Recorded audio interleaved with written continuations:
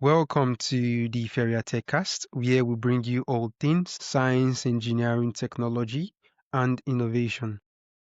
Today, we are joined by Ken Cox, the president of River City Internet Group and the visionary behind inlink.com, an all-in-one platform built to give small businesses the tools to complete, including a CRM with no per user fees. But Ken's story goes far beyond the tech. He's also a boxing gym owner, a stand-up comic, and a parent who has learned to find strength in life's toughest rounds. In this episode, we'll explore how his journey through chaos and reinvention shapes his mission to build technology that empowers real people. So, Ken, welcome to the show. Thank you for having me, Ezekiel. I appreciate you.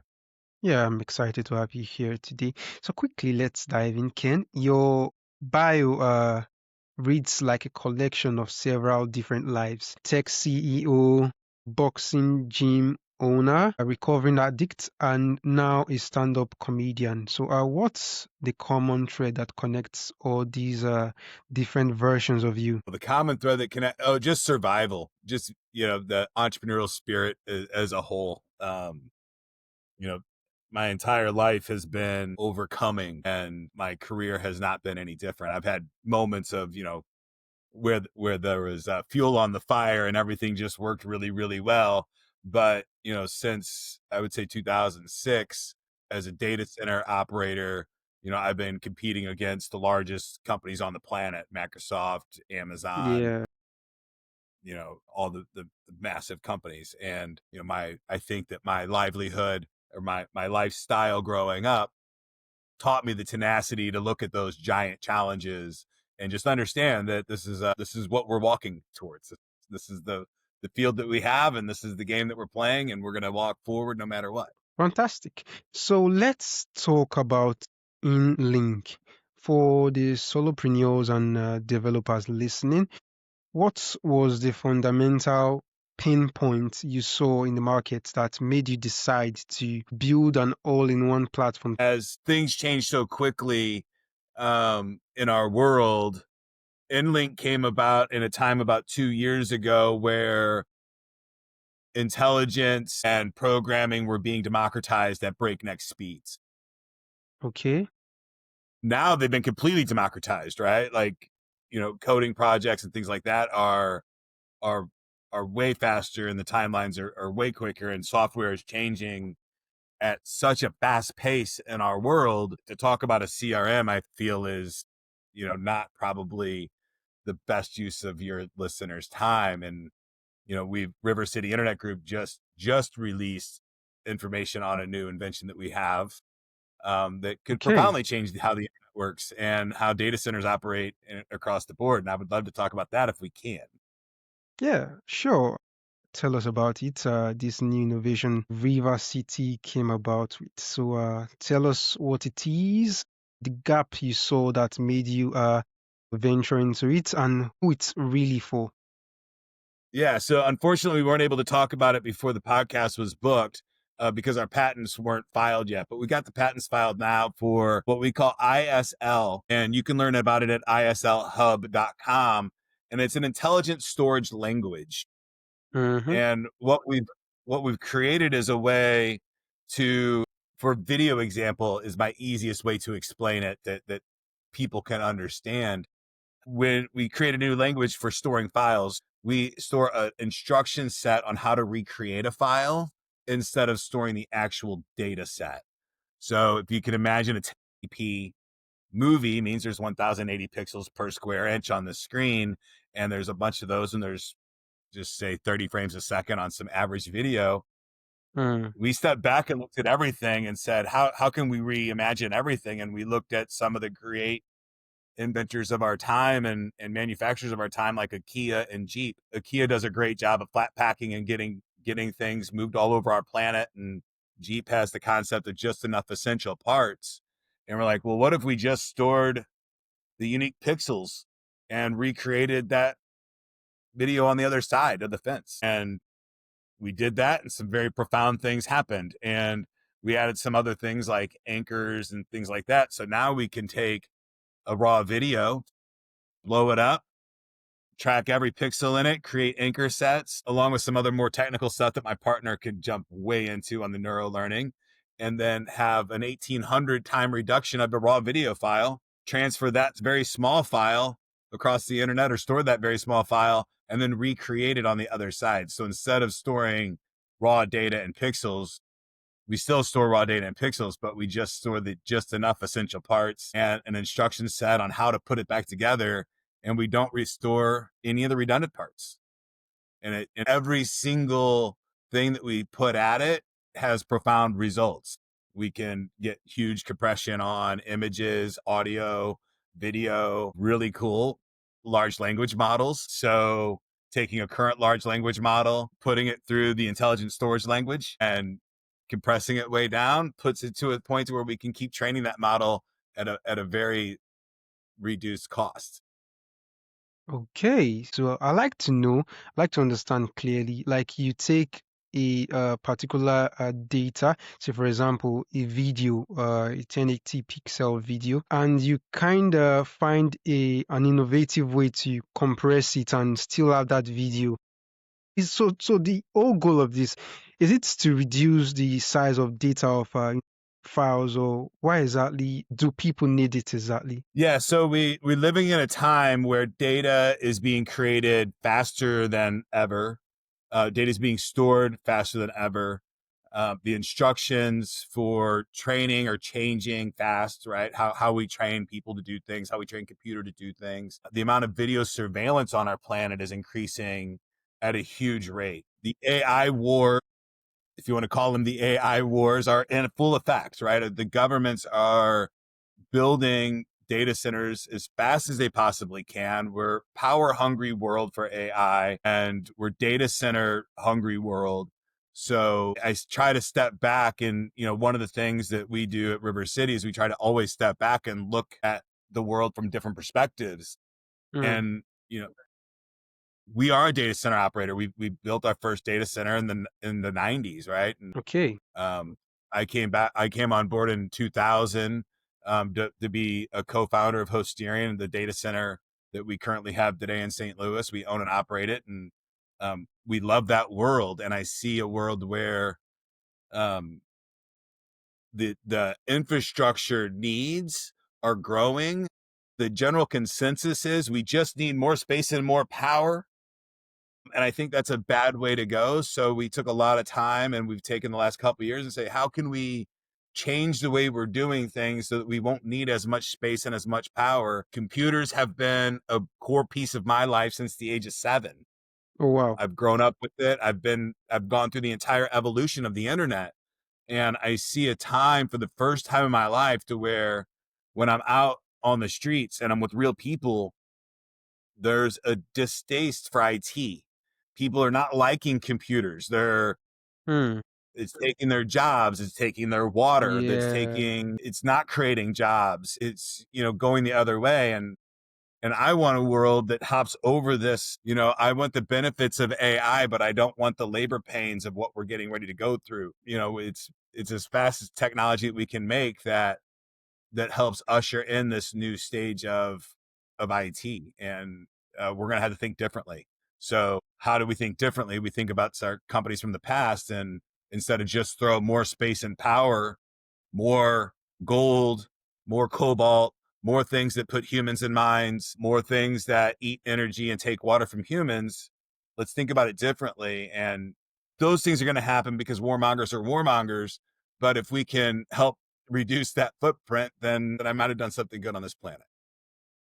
Fantastic. So I get that this new innovation of yours can store data with less computational cost and less storage space here. So I'd like to ask, what does the tech stack for a tool like this that you're building looks like? What's actually powering it that makes it able to gather data, compress them, and still store the necessary, the vital, the important information needed to assess and process that particular data intact with less computational costs, less storage, and all of that.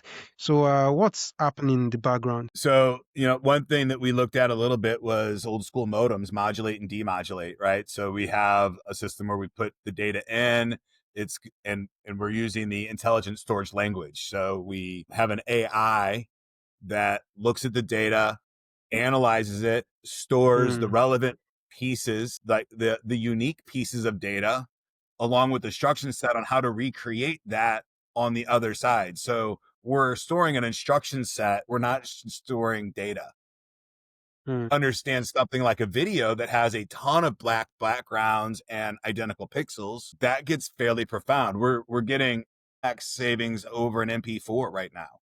So it's fairly profound. And then when you're talking about, boring through our world and connecting different sources of information and data, which is what we've been doing on the internet for the past 50 years. Right now, the only way to increase a knowledge set from one community to another is increase the pipe size.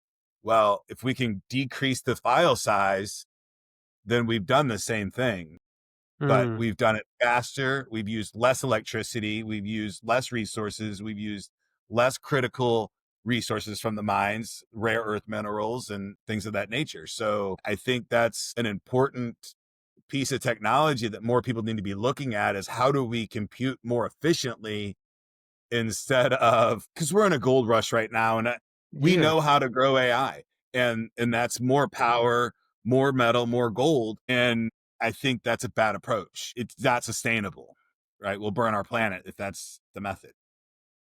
Okay. That's really interesting. So, Ken, this too sounds really innovative and, in my opinion, necessary to have in this AI generation that we are currently entering. So, I'm kind of having some ideas, but I need to hear it from you directly. I need clarifications. So, who exactly do you think this tool is for? Who should be the customers? Who should be the daily users of a tool like this? Yeah. So we're right out of the gate, right? We just filed the patents, we just released it publicly, and we just released AISL, which is audio intelligent storage language, as an open source model. So anybody can start playing with it. We thought that Mm-hmm. was important. And you can get that on GitHub, and you can find it at islhub.com too. So that people can start getting that, playing with it. For the audio, it does great compression. So I think phone conversations on call centers would be a great implementation, right? I want to keep my phone conversations with my Yeah. clients and my staff for longer periods of time. I can have a lot of cost savings, or I can store the data longer. For the video, we're first going to be deploying on video surveillance. As video surveillance grows in the world, we'll need to find a way to store it better. It's very seldomly ever used on the other side once it's been stored, but if we could just store it more efficiently, that would be great. Obviously, the Disneys, the Netflix, and all those things that we need to transfer large video files quickly are a target. But before that, I think it's video surveillance, training videos. We're living in a time where video is changing so fast because you have your static video creation, but Soro 2 just came out. And now we have this Yeah. world of dynamic video creation, which is pretty wild. I think we're going to have a meld of both of them. And the video ISL lets us do that, because if we're storing a video instruction set first, we can do stuff like, potentially long term, if we're storing the instructions first, if Bob's watching this video, there's a Mountain Dew can on the table. And if Jim's watching this video, there's a Diet Coke sitting on that table. If we're always starting from the instruction set. And that's one thing that I would really love to be able to do, is direct feature length films from voice. And that's part of the desire for this software and this new language that we've come up with first. But the question being is, what is the underlying infrastructure? It is an encryptor and a decryptor, highly utilizing AI to create the instruction set, and then AI to recreate that file on the other side. So it's an AI encryption set and an AI decryption set. Okay, that's fantastic. So moving forward, Ken, you run a boxing gym for kids. Tell us what has teaching footwork and discipline to you. young people taught you about resilience and strategy that you've directly applied to the competitive tech world? It's taught me so much. One, teaching the kids how to do things, not just do things, but to change who they believe they are as a human. I get a lot of kids with, psychiatrists send me a lot of kids and that are Mm, having, just self-confidence issues and stuff like that to help them overcome those things and seeing them overcome them in real time. One of the things that I did when I first started training kids is I went to Neuroflow, the Flow Institute, to learn about dopamine, serotonin, the neuroreceptors, and yeah. all of those things, so that we could get them into the flow, so that we could change their subconscious on who they believe they are, who they self-identify as. And when I figured that out, it opened a ton of doors for me. And another thing that I learned with teaching is that I have to teach all these kids in different modalities. They learn differently. So the concept of changing a person's mindset of who they self-identify as was a huge thing for me. It helped me tremendously. And that's, if I coach people, that's what I coach them on specifically. And I'm not a coach. It's not what I do, but I'm the boxing coach and I have a very few other clients. Self-identity and then the discipline involved in boxing is something that I've been able to take into every other category in life and excel with. But the mindset, structure, and discipline there, um, I think translates one for one to anything else that you're trying to do in life. Okay, that's an amazing one, dear. So, Ken, many of our listeners are technical founders who struggle with the human side of business. For you, from sales to comedy, you've mastered communication. What's your best piece of advice for an engineer on how to tell a compelling story about their product? If they have the courage, find a local open mic and just go do it and get Mm, yourself on stages as frequently as possible. Get through the uncomfortableness. Stand up comedy is this really weird world of open mics that you can kind of just practice whatever the hell you want to practice. Right. yeah. And I think it's really good for me, especially whenever, I went through the neuroflow school to learn about dopamine, serotonin receptors, and all of those things on how to get into flow state. But I also went to MIT for AI for business. And, I study AI and neurons and things like that. And the stuff gets, the only word that I really have for it is when you really start getting deep into how the neurons and the binary codes working in this kind of flow of things, transcendent in your mindset is kind of the only place that I can get there. So having something that brings me back to reality of everything between 1 and 0 is nothing and everything at the same time. Writing for comedy and knowing that I have to go up and do real world stuff brings me back to reality. And it helps me bridge those two gaps of when I'm thinking about something that's highly abstract to the human mind, it helps me come back really quickly to the real world. Fantastic. And I'm Fantastic. assuming that other people that study this kind of thing have the same kinds of issues that I have. Yeah. So, Ken, you've mentioned bombing at your first open mic. Can you share what that experience taught you about failure and vulnerability that maybe a success could have never done? Yeah, I think it's an unfair advantage that I have because I've boxed, because failure is where I started in life, so Okay. it's something that I look for and I now know, especially when I'm doing something new, that Mm-hmm. if the consequences are low, meaning my ego's hurt, I'm embarrassed a little bit, I've not lost money, I've not gotten physically damaged, and I'm not going to go to jail, I can handle all those pains. So I want to find those as fast as possible so that I can build the callus to just skate through that, or that I know how to pivot through it. So to me now, finding those challenges to overcome, that's what I consistently look for. And I'm happy when I find them because I know now to step back. I'm like, oh, that's a challenge that I have. How do I reframe it so that that challenge is either carved through the rock or I've worked a way to work around that challenge? Mm, So it's not the greatest mindset for a dopamine person that's, looking to fill his receptors of the risk taking and things like that. But when you can find a way to do it and make it healthy, it can be a superpower to look for those. How do I fail? Doing that. If I fail at this and I can overcome it, that will make me great versus, jumping out of an airplane to get dopamine, right? Yeah. just reframing it to the what what will this failure, what step, what's the next rung after this? And then you find that the rungs are limitless. Like you'll find a new way to fail. And then, well, that means more money, more responsibility, more views, more clicks, more trouble, more everything. That's what we do for life, I guess. Try to get more. All right. So your journey has taken you from edge data centers to CRM platforms, and now to building an innovative AI tool that compresses data and efficiently stores them. So, in my opinion, you work with complex tech here, but your goal is simplicity for the user. So, what's the biggest challenge in building powerful technology that doesn't feel complicated to the person using it? My understanding of technology is sometimes I don't understand how other people don't understand. And that's a big gap for me because I've grown up on a keyboard, right?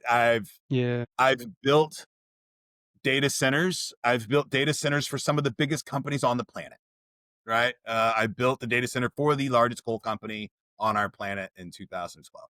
So this stuff just comes to me easily, right? And my interface with the others is like, well, I'll say sometimes someone will tell me, well, I'm not good with technology. And I'm like, well, it's not really technology. You're just filling out a form on a browser. That's not, it's so different than handwriting, and except you're using a keyboard. And that's just the way I see it. I see the way the technology is moving right now. And that line between the interface and the human is becoming more and more transparent every single day. Hmm. I have a pair of AI glasses that has a heads up display in them that I can dump scripts into it and things like that. And I can see with time and the weather and all that stuff just kind of off in my main screen. I can talk to my computer now. It reads back to me. So I think as we move more and more into these modalities of dealing with our silicone that are more akin to human sensory inputs and outputs, the line's going to get more and more vague. Hmm. All right. So We're just going to looking be talking to it. That's it. Okay, Ken. So looking at the future, what would you say is the most underrated trend in technology that you believe will have a massive impact on people, on businesses in the next few years? In the next few years, I IoT and robotics coupled together is game changing, right? We already in the United States, we see our quick trips have robot floor sweepers. I Hmm. have, a 6 acre lot that I've got a robot that cuts my grass and plows my lots. Sensors go up and we have more sensors on our planet. We have more IoT, Internet of things that can talk to each other and kind of hive mind the world that we live in of this digital world. Robots and IoT are going to, it's here right now. It's just the blanket hasn't been lifted yet for all of humanity to see, but it's the next thing that we're hitting hard. Interesting. So in your work, which spans from deeply personal comedy to empowering technology for people and businesses. What does the word innovation truly mean to you? Wow. Innovation, what does it mean to me? Yep. So I'm going to innovation, I think, is more evolution than anything else. Hmm. I don't believe that we have these. Innovation to me is a spark of newness, right? Is kind of how the word is, or how I feel the word should be. And I feel like innovation is really through consistent evolutions. And sometimes evolutions are small and sometimes they're huge. And the transformer on the GPT is a huge evolution for mankind. Fantastic, fantastic. So, finally, Ken, for our listeners who are inspired by this conversation and are interested in perhaps learning more about your innovative tools you are building at River City, so where is the best place for them to find you, or perhaps follow you, or maybe to go check out the resources that you have? If you want to follow me specifically, just kencox.com, KENCOX.com. If you want to learn more about River City Internet Group and the data center business that we have in our holding company, that's rcig.net. If you want to know more about the islhub.com is where we have all of our intelligent storage language documentation, branches off from there. All right, Ken, it's been a really insightful conversation with you, and I'm excited to have you on the show today. Thank you, Ezekiel.